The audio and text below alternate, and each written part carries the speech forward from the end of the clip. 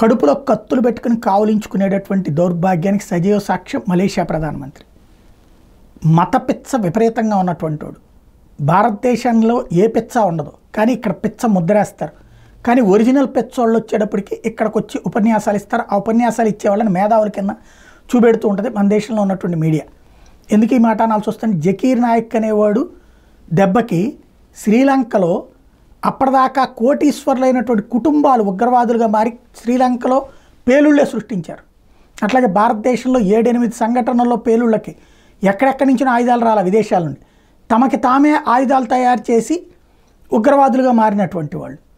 అలాంటి బోధనలు చేసినటువంటి జకీర్ నాయక్ అతను తప్పేం లేదు, కోర్టుకొచ్చి ఎవరిని ఇచ్చుకోవచ్చు కదా కేసు పెట్టినప్పుడు. ఎందుకు పారిపోయాడు దేశం విడిచి?